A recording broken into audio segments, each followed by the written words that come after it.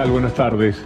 El país real se debate en medio de tremendas calamidades y cada día parece peor que el anterior y se está sufriendo mucho desde el punto de vista psicológico. Casi que el organismo, en lo individual y en lo colectivo, está sintiendo el impacto. Todos los días miramos el dólar con espíritu casi deportivo, buscando un acierto.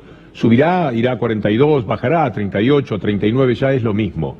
El daño está hecho y todo lo que viene ahora se relaciona con ese aumento tan desproporcionado. Saltó de 17 a 40 sin que nos diéramos cuenta. Y ahora un peso más, un peso menos, no parece ser lo que en realidad tenga que preocuparnos. Hay que mirar para adelante y ver qué expectativas genera el país. Y lo cierto es que cuando se hace un análisis y se le pregunta a la gente, es decir, a ustedes, a la mayoría de ustedes, a los vulnerables, a los que padecen esta situación, lo encuentran muy mal. Cuando uno ve cuáles son las expectativas que hay a futuro, advierte que el desánimo es generalizado, las expectativas económicas de la población continúan empeorando. Esta es una realidad, apenas uno sale a la calle, lo podemos palpar cuando tomamos contacto con cualquier ciudadano. Cada uno de nosotros se da cuenta que hoy día las conversaciones empiezan por lo mal que se está y uno quiere salir de esa trampa, porque en realidad no se puede vivir las 24 horas del día pensando en toda esta malaria, en esta incapacidad, en esta puerilidad que tiene el gobierno para llevar adelante la conducción del país. El gobierno de los inútiles, ya no solamente el gobierno de ricos para ricos. Hay que mirar lo que el gobierno tiene que admitir a regañadientes. Dice que el 2019 también marcará un retroceso. No salimos todavía de la derrota pavorosa del 2018 cuando ya tenemos para 2019 un panorama que desalienta, reconocido por el propio gobierno.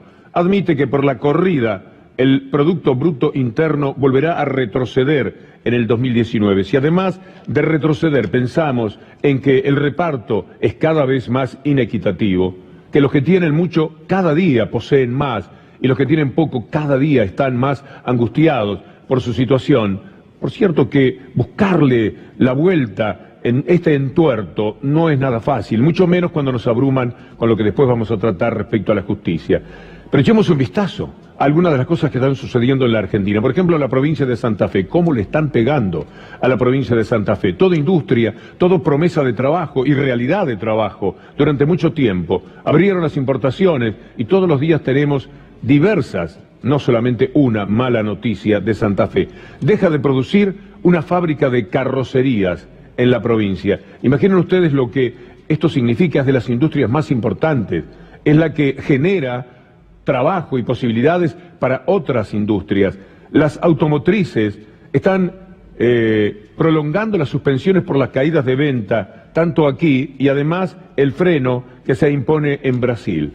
Pero siempre hablamos de cayó el 20%, el 30%, hablamos de estadísticas, hablamos de 400 despedidos, las de Gael, las personas que se quedaron sin trabajo, por ejemplo, en esa fábrica de calzado.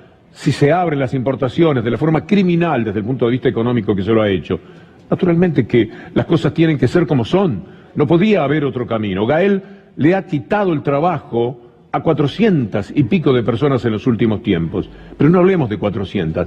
Vamos a hablar de un solo caso, para poner la humanidad que corresponde en estas situaciones. Porque si hablamos solo de estadísticas, nunca sabemos lo que pasa con las personas. Un caso muy particular, estamos hablando de una mujer y embarazada. ¿Estás embarazada? Sí, estoy embarazada. ¿Cómo es tu nombre? Gómez Claudia. Claudia, ¿vos hace cuánto laburás acá? 23 años. ¿23 años? Sí, sí, tal cual. Toda la vida acá adentro. Toda la vida acá adentro. De 16 años. ¿A los 16 empezaste a laburar? El año 96, sí, sí. ¿Tu único laburo, digamos? Único laburo, tal cual. Y ahora lo mismo, viniste un día, cartel en la puerta. Vine acá, sin actividad y bueno, acá peleándola por el precio de comida. Y de otra. Imagínate con la panza en la casa. Y 6 meses de embarazo. 3 meses de embarazo y a la calle. ¿Y cuál es el futuro? ¿Cuál es la posibilidad? Para ella, para su niño o niña, para lo que vaya a nacer. ¿Cuáles son las chances para 2019 si el propio gobierno admite que será todavía peor? Si las expectativas de la gente han decrecido, si las pymes tienen que cerrar y a duras penas consiguen aguantar en muchísimos casos a la gente a la que le dan trabajo. ¿Cómo puede afrontarse una situación de este tipo? Y luego, sus declaraciones, las cosas que dicen, provocan risa, lamentablemente, porque uno no quisiera reírse del presidente y de la vicepresidenta. No lo vamos a hacer nosotros, ya verán. Pero escuchemos primero por qué dan risa. Empecemos por Michetti. Hay una dificultad grande. Así como vivimos eso, es una sensación de tensión, te despertás varias veces a la noche, estás preocupado, trabajás un montón. El otro día nos estábamos yendo el viernes a las 11 y pico de la noche de la Casa Rosada. Digo, todas esas cosas las sumo al esfuerzo que hace la ciudadanía por decir, porque mucha gente nos lo dice en la calle, vamos a bancar. Por favor, ustedes hagan lo suyo, vamos a bancar, estamos haciendo el esfuerzo porque queremos que esta sea la última vez de que la Argentina siga cayendo para abajo. Así que no puede dormir. Le invito a Michetti a pensar en cuál será la situación de la señora que recién entrevistaba a nuestro colega Mauricio Polchi. A todo esto, Macri también se siente en una situación complicada. Ellos están sufriendo, están padeciendo. No se hubieran tomado la molestia. Macri dice que no me pongan loco porque lo van a sufrir demasiado ustedes. Y vale la pena recordarlo porque en el contexto que estamos presentando es muy lamentable este tipo de declaraciones de Michetti y ahora de Macri. Tranquilo, yo más trabajo de no volverme loco, porque si me vuelvo loco me puedo hacer mucho daño a todos ustedes. Entonces tengo que mantener la calma y en eso ayudan mucho siempre los afectos. Sí, dan risa, pero no seremos nosotros los que convoquemos a una sonrisa siquiera para acompañar estos dislates de las declaraciones. Insisto en decirle a Michetti y a Macri, ¿quiénes son los que sufren hoy día en la República Argentina? Los que se quedan sin trabajo, los que le bajó la jubilación, los pensionados no contributivos, las personas con discapacidad que no tienen ya sustento y que cada día ven que la situación se complica aún más, los trabajadores y su salario. El hecho de que hayan tomado el Fondo de Sustentabilidad para la chacota, que no haya ninguna certeza ni seguridad para los jubilados en el futuro. Los jubilados sufren lo que le pasa a ellos, pero también lo que ven que sucede con sus hijos, porque son padres, son abuelos, que encuentran a los muchachos cada día más preocupados. Los que tienen trabajo temen perderlo. Los que lo perdieron saben que van a tardar muchísimo en encontrar ese trabajo. Y el salario, que está ya en una derrota del 10, el 15, el 20% con respecto a la inflación. Por eso es que dan risa cuando dicen yo no puedo dormir, me levanto varias veces a la noche, o el otro que dice me estoy poniendo loco o no me quiero poner loco porque si no ustedes lo van a pagar, ya lo estamos pagando muchísimo, muchísimo. Pero que sea otro grupo de periodistas el que se ríe de todo esto. También uno va a acompañar inevitablemente porque la tentación que les entró analizando lo que decían Michetti y Macri es muy grande, a Pañi y alguien que lo acompañaba. Hacer marista hay que ser fantasioso. Hace falta fantasía. ¿Cómo es? Claro. Hay que ser fantasioso. ¿Vos escuchaste lo que dijo Michetti hoy? Que se despierta de noche. Si alguien lee eso, se va de la Argentina. Es increíble. Dice, yo estoy muy inquieta, dice, Macri, me levanto de noche. loco les puedo hacer mucho daño, es una linda frase también. Claro. Ellos dicen. Por suerte estoy cuerdo porque loco les puedo hacer mucho daño. Y hago rompecabezas. Sí. Y dicen que Trump está loco. O sea, es como dice Cristina, la loca era yo. Cristina dice, después dice que la loca era yo. Los señores Pañi y Zuleta lo estaban pasando bien, porque ven desde otro lugar quizás el mundo, y no es algo que sea motivo de aflicción, pero es que lo único que provocan estas declaraciones es risa. Ahora, inmediatamente vienen las lágrimas, porque volvemos al análisis, de pensar tan solo que para el año próximo, todo lo que genere la Argentina, todo el trabajo, lo que vaya quedando de trabajo de la Argentina, el 54% será utilizado para pagar los intereses de la deuda, parte del corazón. Entonces uno se pregunta, ¿qué caminos podrán recorrer? El 54% del ajuste será para pagar intereses de la deuda, y están cambiando las condiciones del canje. Pero además, lo que queda del año es pavoroso en cuanto a la deuda que el gobierno tiene como consecuencia de las LEVAC. ¿Dónde estará Sturzenegger? ¿Qué será de la vida de Sturzenegger, no? El daño que hizo durante tanto tiempo prometiendo que de esa manera íbamos a combatir la inflación con las LEVAC. Miren lo que está pasando ahora, de aquí a diciembre, 7.000 millones de dólares más se irán para poder ir sobrellevando la situación, la herencia que una vez más dejó Sturzenegger. Y así como se reía nuestros colegas de las declaraciones de ellos, de lo que hacen con la economía, hay quienes se ríen también. Por ejemplo, el ex ministro de Economía, Axel Kicillof. Es un mal plan porque es neoliberal. Abrir las importaciones lo hacen ni porque es deliberado ni porque son malos, porque son neoliberales. Entonces abren las importaciones, bicicleta financiera, reducción de salarios, ajuste fiscal, endeudamiento. Todo eso es deliberado, es lo que vinieron a hacer. Pequeño problemita, porque vos me decís, y entonces pensando que siendo Macri, un empresario, iban a venir las inversiones, eso los convierte no en malos, en tontos, porque si pensaron que con solo la pinta del presidente o su procedencia iba a andar bien un país, hay una ingenuidad en el discurso, un tipo que dice, como vengo yo, entonces aunque haga cualquier cosa va a andar bien. No, importa lo que haces. Sí, importa lo que miente también. Ni siquiera cuando dan una buena noticia la es de verdad. El otro día con Schiaretti, un socio también risueño de Mauricio Macri, inauguraron en Achiras, una localidad de 4.000 habitantes, un parque eólico que tiene que dar energía. Primero hay que saber que ese parque es de Caputo, el amigo del alma de Macri. Los negocios siempre son para ellos. Pero también hay que entender que ni siquiera está terminado. Cuando dan una noticia, todavía falta mucho para concretarla, para que sea verdad. Escúchelos. Reforzando la idea de esta esperanza que circula con hechos concretos, porque la forma de consolidarla justamente es cuando vemos proyectos como este que se consolidan. Y esto habla a las claras no solo de la pulenta, del empuje, de la vocación de inversión, sino que este emprendimiento se ha hecho aquí, en Río Cuarto, en el querido imperio del sur cordobés, significa que Río Cuarto sin duda es la capital agroalimentaria de Córdoba.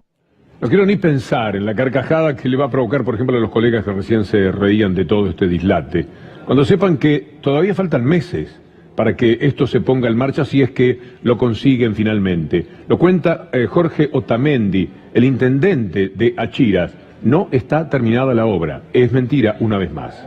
Esto es un parque eólico, son 15 molinos, los cuales fueron terminados, pero falta una parte de la obra, todo lo que es el cableado subterráneo, eso que hicieron una prueba y bueno, y falló, porque la empresa subcontratada se ve que hizo mal esa parte de la obra.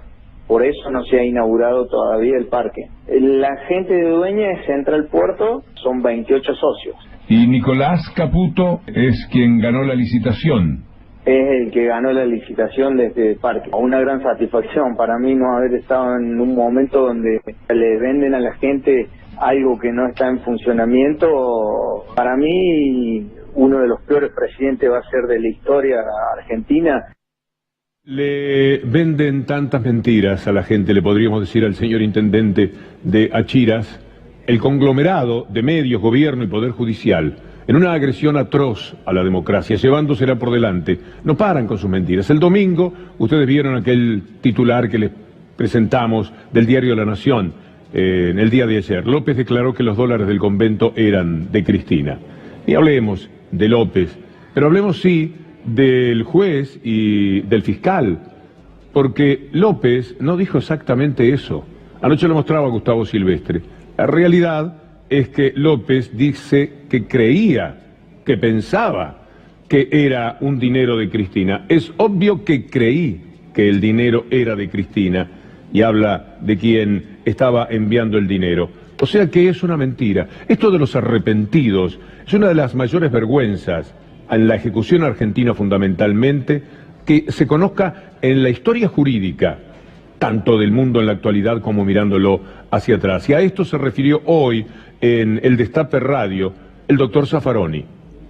En principio creo que lo del arrepentido es inconstitucional. El arrepentido no es ningún arrepentido. El arrepentido es alguien que negocia su impunidad. Cuando más delincuente es el sujeto, más puede beneficiarse con esto. Y no se arrepiente de nada. Lo único que sabe, cuando lo agarraron, va a tener una pena alta y entonces dice cualquier cosa o da la información que quiere. No existe ningún arrepentido. Existe alguien que negocia, un delincuente psicopatón que negocia. Pero en este caso, además, no es un sujeto que esté negociando, sino que es un sujeto que está concretamente amenazado por la discriminación que se hace en cuanto a la prisión preventiva efectiva.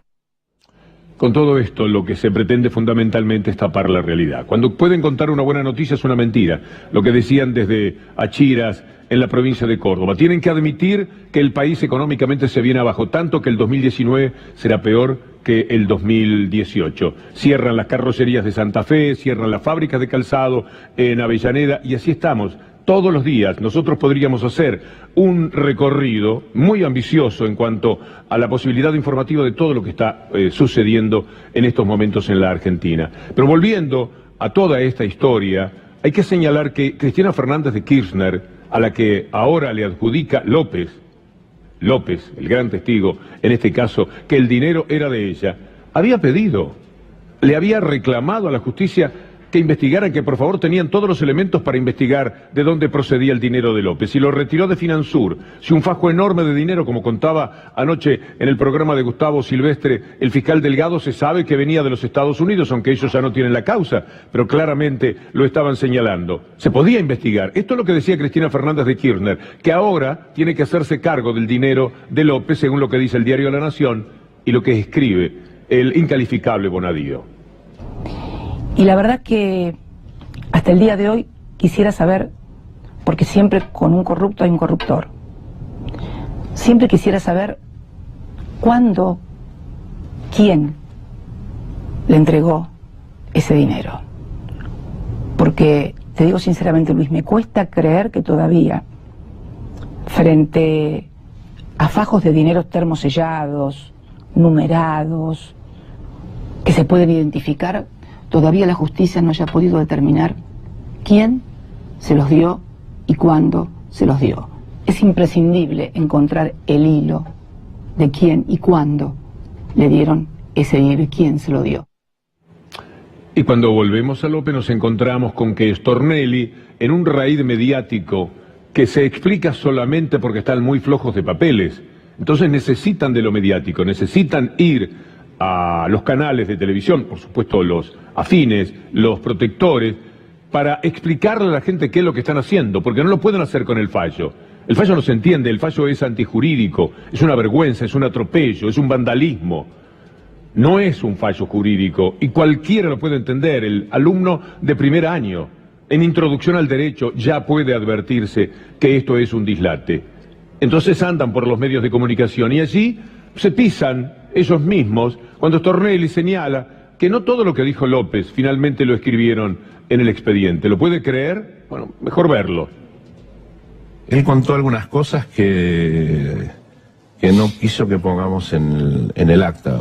Él contó algunas cosas que no quiso que pongamos en el acta. Entonces yo no quisiera traicionar esa confidencialidad. Pero el acta ya ha trascendido, ¿eh? No, el acta sí, pero las cosas que él dijo que no se pusieron en el acta, que él pidió que no pongamos en el acta, yo no me gustaría ser yo quien las diga. Pero las cosas que él dijo que no se pusieron en el acta, que él pidió que no pongamos en el acta, yo no me gustaría ser yo quien las diga. Es muy bueno, es muy bueno. Se quitan la careta. Este viejo empleado de Mauricio Macri trabajaba en Boca Juniors, era el vínculo con la Barra Brava. La Barra Brava se ufanaba de que lo tenían así a su servicio a Stornelli en el vínculo que establecían con Macri y con la comisión directiva de Boca. Este hombre, servil absoluto de Macri y por supuesto del sistema, aparece en los medios y lanza esto que no se puede creer. ¿Cómo que López está en condiciones de decirle, mire, le voy a decir algo, señor fiscal, señor juez, pero no lo pongan, por favor? Y ellos le dicen, no, díganos tranquilo, nosotros no lo vamos a poner nada, lo vamos a cubrir. ¿Cómo es esto? ¿Cómo es ese encuentro de López, que estaba loco, que ha dicho 5 cosas distintas, que puede permitirse decirle al juez y al fiscal, esto se los digo a ustedes, pero no lo pongan? ¿Hasta dónde estamos llegando? En la confesión de parte de que esto es un mamarracho jurídico, que no tiene nombre, como bien lo señala Graciana Peñafort. La escuchamos. Es increíble cómo puedes escribir más de 500 páginas para no decir nada, salvo lo que empezaste a escribir antes de tener lo que vos llamás prueba. Demuestra la voluntad persecutoria de Bonadío y lo que no aporta es ninguna prueba. López, leímos en los diarios que López había dicho que el dinero era de Cristina. Cuando vamos a su declaración, ¿qué es lo que dice López? Creí que el dinero era de Cristina. Creo que hubo una negociación para que involucraran a Cristina y los señores hicieron hasta donde podían. Detrás de todo esto hay que saber leer que está la mafia mediática. Cuando digo mafia mediática me gusta ponerle nombre. Clarín y Nación, Mañeto y los hermanos Aguiar. ¿Usted recuerda todas las tapas, todos los títulos que hubo respecto a un señor Clarence, que era el que sacaba el dinero de Kirchner del país? Le marcaban 91 viajes al Uruguay, llevaba y traía el dinero que era de Kirchner, de Néstor y después de Cristina Kirchner. ¿Usted puede creer que Clarence ha declarado en el juicio que nunca los conoció? No solamente que no sacó dinero de los Kirchner, sino que no los conoció. Continuó su relato, dice allí, manifestando que resulta una hipótesis falaz que se me atribuye al haber intervenido en el manejo financiero de fondos de terceros involucrados en los hechos, en particular Néstor Kirchner, Cristina Kirchner o Daniel Muñoz. Sería absurdo pensar que Néstor Kirchner y su esposa me consultaban como su asesor financiero y encargado de movimientos en el exterior, y al mismo tiempo dejaban que José López me instalara como intermediario en el cobro de los sobornos de la obra pública. Esta es la verdad, pero ellos instalaban la idea de que ese Clarence tenía la llave de lo que iba a ser la investigación. ¿Cuántas llaves han tenido? Ahora van a excavar a la Patagonia y ahí van a encontrar el dinero. Ahora allanan la casa de Juncal, de la expresidenta, y ahí va a estar todo. Ahora van a romper en el Calafate y ahí seguro que lo van a encontrar. Los fondos buitres buscando en todos los bancos por todo el mundo. Los periodistas de Mañeto interviniendo en Las Vegas codo a codo con los fondos buitres para encontrar ese dinero. Los periodistas internacionales, los consorcios que trabajan con todo esto, pasándole el rastrillo a 30 millones de papeles. En ninguno aparecen los Kirchner. En consecuencia, ¿cuándo van a decir una sola verdad dentro de este expediente? ¿Cuándo van a reconocer que todo esto es nulo? Porque hay que insistir, esto es de nulidad absoluta. Una nulidad que empieza cuando Mauricio Macri mentía que quería una justicia independiente. Recuerden la risa de nuestros colegas, téngala presente porque esto sí que mueve a risa. La justicia debe ser independiente y al alcance de cada argentino. Ese es mi compromiso. Vamos juntos. Mauricio Macri, presidente. Vamos juntos. Cambiemos. Lista 135. Bueno, y después la inauguración de su mandato prometiendo esto de la justicia. Es bueno escucharlo. A veces el contraste es tan fuerte que mueve a una cierta indignación. No es mal estado. La indignación, si la entendemos como lucidez, conocimiento de qué es lo que nos pasa. Aprovechar este mensaje inaugural para expresar también mi total apoyo a la justicia independiente. En estos años fue un baluarte de la democracia e impidió que el país cayera en un autoritarismo irreversible. En nuestro gobierno no habrá jueces macristas. Sí, ya está, alcanza con eso. Recordarlo tan solo, venía una larga perorata con relación a lo que todos sabemos que ha sido exactamente al revés. El control de la justicia empieza ahora en Rosenkrantz, el insólito, increíble, inadmisible presidente de la Corte Suprema de Justicia, un abogado de Mañeto, que mandó a la Corte al personaje, pero de él vamos a hablar en el cierre, si nos dan los tiempos, porque es lo que viene a blindar todo este aparato de mafiosidad de los medios de comunicación y el sistema judicial en su agresión a la democracia. Escuchemos al doctor Beraldi, abogado de Cristina Fernández, sobre lo que jurídicamente no tiene y de política sí, y pensemos en aquello que decía Macri. Esto de jurídico no tiene nada. Esto en realidad es un fallo que ya empieza escrito para destinatarios políticos. Algún colega me decía es un fallo tribunero, es un fallo que está hecho para la popular, porque hace referencia sobre la corrupción, pero desde un punto de vista político, no jurídico, y empiezan a hablar sobre que esta es la plata que se le robó a los jubilados, al sistema de salud, etcétera, etcétera. Para que ustedes entiendan lo que le vamos a escuchar ahora al doctor Zaffaroni, tienen que recordar 1982, 81-82, ¿qué pasaba con la dictadura? Todo se caía a pedazos en la economía de la Argentina. Y las Malvinas venía a ser una especie de salvavidas que intentaron. Lamentablemente fue un matavidas. Fue una atrocidad cometida en la locura, en la borrachera de poder de un hombre, pero que lo que quería era salvar a la dictadura, que económicamente ya no daba pie con bola. Y entonces vino la guerra de las Malvinas. Le digo esto para que más fácilmente pueda comprender lo que este héroe civil de nuestro tiempo, el doctor Zaffaroni, dice a continuación. Todo esto son las Malvinas de Macri, en el momento que se produce una crisis económica, un colapso económico frente al cual más o menos estamos, como resultado de un programa de endeudamiento veloz. Bueno, un día se acabó la financiación, se acaban los dólares, y entonces esto ya lo hemos vivido los argentinos, lo hemos vivido en el 82, lo hemos vivido en el 2001, sabemos lo que pasa y en ese momento se hacen cosas para distraer. Y esto es algo que distrae la atención, se ha pensado que esto es algo que distrae la atención, ¿no? En fin, se repiten historias. La dictadura hizo Malvinas y nos costó unos cuantos muertos, pero el procedimiento económico ha sido el mismo, y solo que mucho más velozmente que en aquel momento. Sí. En 2 años se ha llegado a agotar el crédito, en 2 años se ha llegado a endeudar el país. Sí, es verdad. A la dictadura le llevó 7 años, y la deuda hoy día la multiplica varias veces, por 10, puede decirse, en solamente 2 años. Y ahí está la madre de todos los problemas que tiene y tendrá la Argentina por muchos años. Hasta es difícil imaginar que un gobierno de signo completamente contrario al neoliberalismo pueda con rapidez cambiar porque ahora sí tenemos una pesada herencia. Una deuda como la que se tiene es así, que es una pesada herencia. Un sistema productivo destruido es así, que es una pesada herencia. Un Estado destartalado como el que están dejando, eso sí que es una pesada herencia. Ahora, hacia el futuro, la mirada es cada vez más negativa. No bastará con quitarnos de encima a esta gente. Y todo siempre tapándolo, a través de lo ridículo que resulta este juicio que termina con el procesamiento y pedido de desafuero cuando la Cámara se pronuncie de Cristina Fernández de Kirchner. Mire lo que sucede con fiscales, con gente del aparato judicial, con quienes están entre ellos, con quienes se cruzan en los pasillos.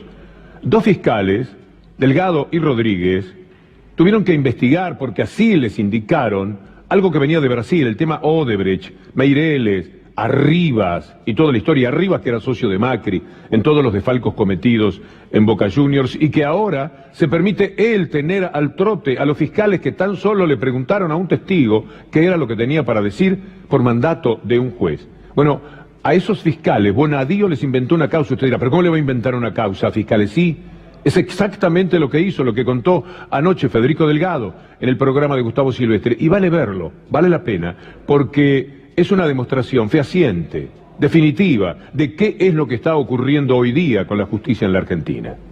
Tuvimos una denuncia que inventó el juez Martínez de Giorgi y una que inventó el juez Bonadío, sobre la que después se montó Arribas para esto que ustedes estaban comentando. Es una situación muy compleja en términos institucionales. El mensaje es: investiguen al poder una vez que la gente deja el poder. Y todo esto tiene que estar blindado. ¿Cómo sería posible que Bonadío, Stornelli, los Marijuán, todos ellos, pudieran estar indemnes en esta situación? Hay que blindarlo. ¿Y qué es lo que hicieron? Ese hombre que decía, le prometemos una justicia independiente, nuestro gobierno no tendrá ninguna intervención con la justicia, puso a dedo 2 integrantes de la Corte Suprema de Justicia.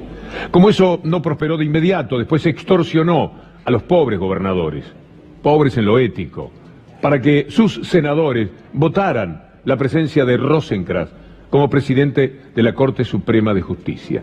Vale la pena recordar de vez en cuando quién es Rosenkrantz, para quién ha jugado, para quién está jugando este hombre, que hace algunos años puede haber sido, sí, un hombre que le pertenecía a la justicia, pero hace mucho tiempo. Luego entró a trabajar con todo lo que llamamos las corporaciones de la República Argentina. Hizo una gran diferencia, y ahí lo tenemos como presidente. El flamante presidente de la Corte es uno de los socios fundadores de la ONG Asociación para la Defensa de la Competencia, un sello que servía para lo que van a ver ahora. La ONG ADC, la sigla, de la que fue presidente, comparte sede con el estudio Rosenkrantz y Asociados. Digamos, con el perfil de este hombre que está ahí para blindarlo todo. Presentó un amparo a favor de Cablevisión y contrario a la resolución de la Secretaría de Comunicaciones por la que se declaró la caducidad de la licencia para la prestación de los servicios de Internet y telecomunicaciones que estaban a nombre de Fibertel. Esta fue una creación diabólica, por supuesto, como todo lo que hace, de Héctor Mañeto.